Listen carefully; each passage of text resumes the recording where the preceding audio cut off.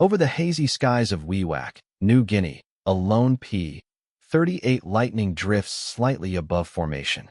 Below him, the jungle stretches endlessly, dark green, wet, and unforgiving.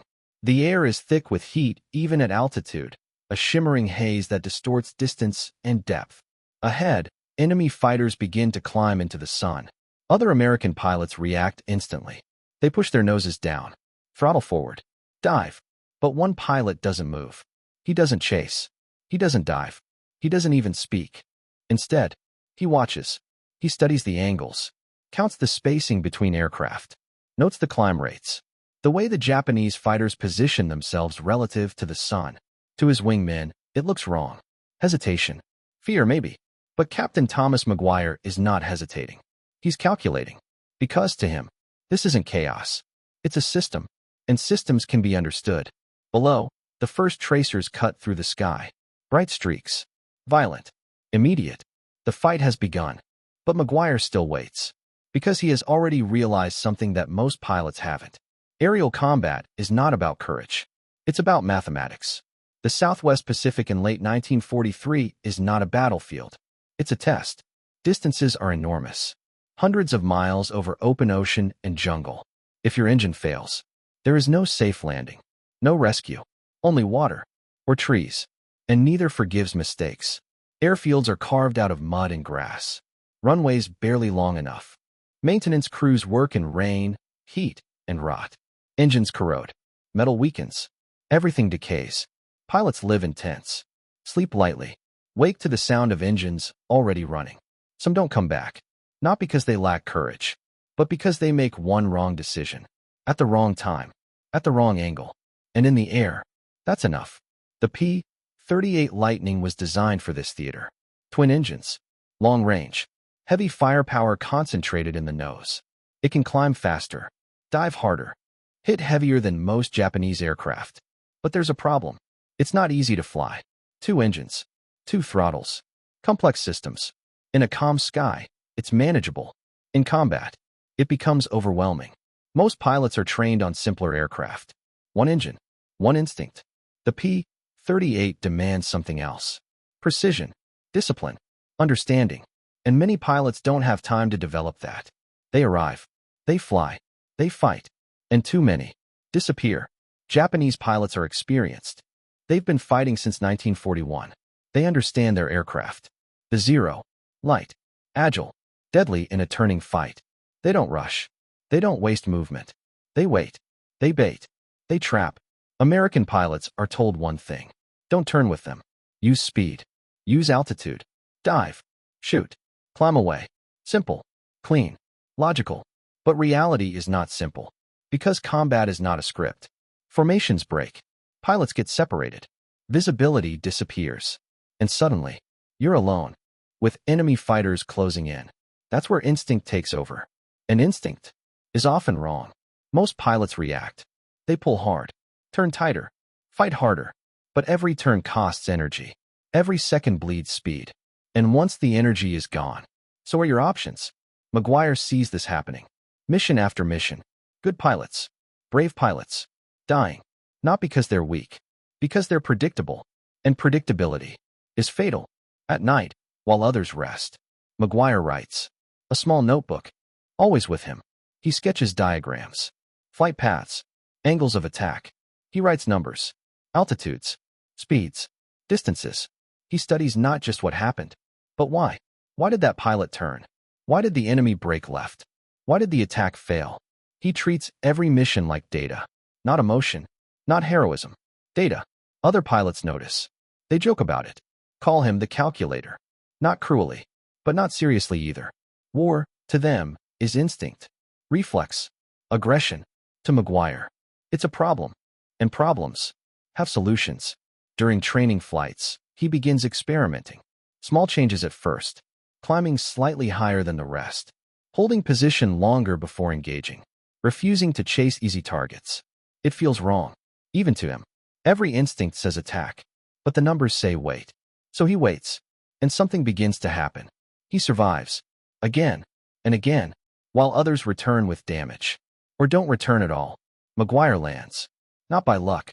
By calculation, he begins to understand something deeper. The sky is not random.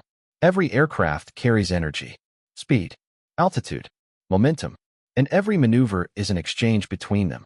Lose speed, gain position, lose altitude, gain opportunity. But if you spend it wrong, you lose everything. Most pilots fight moment to moment. McGuire fights ahead of the moment. 2 moves ahead, sometimes 3, like chess, played at 300 miles per hour. And soon, he will prove it, in a way that no one in the 5th Air Force can ignore. At first, the notebook doesn't matter. It's just something Thomas McGuire carries. Something he writes in after missions while others clean their guns, smoke cigarettes, or sit in silence thinking about who didn't come back. But over time, the notebook starts to show results. McGuire flies more missions, faces more engagements, sees more chaos, and yet, he keeps coming back. Not untouched, not relaxed, but alive. That alone makes people pay attention. Other pilots begin to notice patterns. McGuire rarely gets surprised, rarely ends up defensive, rarely chases an enemy into a bad position. And when he attacks, it's clean, fast, precise, almost clinical. He doesn't spray bullets. He doesn't panic. He fires once, maybe twice, and breaks away, as if he already knows the outcome. Because in a way, he does. The more McGuire studies combat, the more he realizes something most pilots ignore. Dogfighting isn't about turning tighter. It's about energy. Every aircraft in the sky carries a limited amount of it. Speed, altitude, momentum. You can trade one for the other, but you can never create more. Once it's gone, you're vulnerable. Most pilots spend energy emotionally. They chase, they commit, they react. McGuire manages it deliberately, like money, like oxygen, like time. He begins testing this idea during missions. Instead of diving immediately, he climbs, higher than necessary, higher than comfortable. His wingmen sometimes question it. Why wait? Why not attack? Because McGuire sees something they don't. Altitude is control. From above, you choose when the fight begins. From below, you react. And reaction is always slower than decision. He starts developing habits, rules, not written orders, but internal laws. Never enter a fight without advantage. Never chase if it costs altitude. Never turn when you can climb. Never fight alone if you can fight together. Simple ideas. But in combat, simple is powerful. He also begins refining something else. Mutual support. 2 aircraft working together. Not separately. Not independently. As a system, most pilots fly in pairs. But fight alone. They separate. Chase different targets. Lose sight of each other. And once separated, they become vulnerable. McGuire changes that. He teaches wingmen to stay connected. Not physically close, but geometrically linked. One attacks. The other watches. One dives. The other stays high. One engages. The other protects. They become a loop. A cycle. A system that feeds itself. If one is threatened, the other responds. If one attacks, the other covers. Together, they become far harder to kill. At first, many pilots resist. It feels slow, restrained, unnatural. They want action, kills, movement. But McGuire shows them something else. Survival. The pilots who follow his approach come back more often. Their aircraft take fewer hits. Their engagements last shorter. Their victories are cleaner. Not louder. Better. Then comes the moment that changes everything. A mission over the northern coast of New Guinea. Weather is clear. Visibility perfect. Which means everyone can see everyone. No surprises. No ambushes. Just raw positioning. McGuire leads a small flight of P-38s. Below them, a formation of enemy aircraft. Other American fighters dive immediately, engaging, turning, chasing. The sky begins to fill with movement. But McGuire waits. He climbs higher. His wingmen hesitate, but follow. From above, the fight looks different. Not chaotic. Predictable. Enemy fighters commit to turns. Lose speed. Lose altitude. Their energy drains. Their options shrink. McGuire sees it happening in real time. And then, he moves. The attack is not dramatic. No wild dive. No reckless charge. Just a controlled descent. Perfect angle. Perfect timing. He lines up his target. A fighter mid-turn. Slow. Committed. He fires. A short burst. The aircraft breaks apart. He doesn't follow. He climbs. Resets. Attacks again. Another clean pass. Another enemy falling away. His wingman follows the same pattern. Attack. Climb. Reset. Within minutes, the engagement is over. No damage. No chaos. No desperation. Just efficiency. After landing, something changes. Pilots who witnessed it start asking questions. How did you know when to attack? Why didn't you chase? How did you stay above the fight? McGuire doesn't give speeches. He explains quietly. With logic. With diagrams. With simple truths. The sky is not random.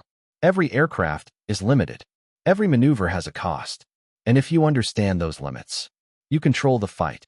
From that point on, McGuire is no longer just another pilot. He becomes something else. A reference point. Pilots start watching him, flying near him, learning from him. Not because they're told to, because it works. His kill count rises. 5, 10, 15. But more importantly, his survival continues. And in war, that matters more than anything. By early 1944, his methods begin to spread, not through official orders, through stories, through briefings, through pilots who come back and explain why. The 5th Air Force starts to change. Slowly, subtly, less chaos, more structure, less instinct, more thinking, and at the center of it, a pilot with a notebook who refused to accept that war had to be random and proved that even in the middle of chaos, there is always a pattern, and if you can see it, you can survive it. By late 1944, Thomas McGuire is no longer just a pilot. He is one of the most effective fighter leaders in the Pacific.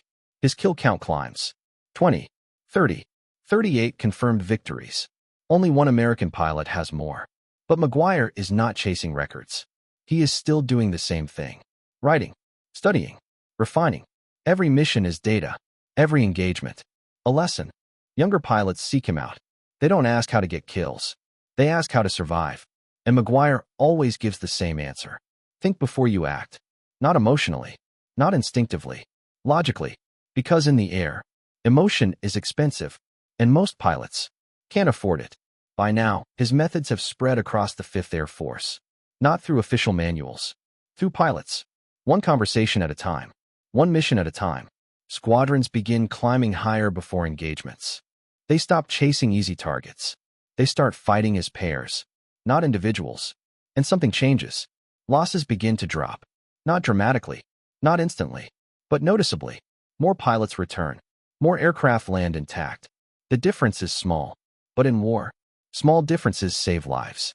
McGuire continues flying. Mission after mission. Hundreds of hours in combat. And through all of it, he remains the same. Calm. Controlled. Focused. He doesn't rush. He doesn't chase. He calculates. Then comes January 7th, 1945. A routine mission. Los Negros Island. A fighter sweep. Clear the skies. Protect the bombers. Nothing unusual. They have the advantage. Altitude. Position. Numbers. Everything. Exactly how McGuire would want it. They spot enemy aircraft below. The situation is perfect. Textbook. But then, one mistake changes everything. A young pilot. Eager. Aggressive. Breaks formation. He dives too early. Chasing a single enemy aircraft. Alone. McGuire sees it instantly. The angle. The position. The trap. He knows what's coming. Enemy fighters. Waiting. He calls out over the radio. Break off. Climb. Stay high. But the pilot doesn't respond. He's committed. And now, he's vulnerable. McGuire has seconds to decide. Stay disciplined. And let the mistake play out. Or break his own rules. The rules he spent 2 years building. The rules that saved dozens of lives. He chooses. Not as a tactician. As a wingman. He dives. The P-38 drops fast. Too fast. His aircraft is still carrying external fuel tanks. Heavy. Dragging.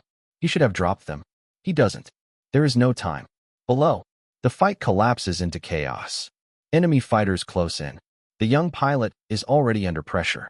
McGuire pushes harder, trying to get between him and the threat. He pulls into a hard turn.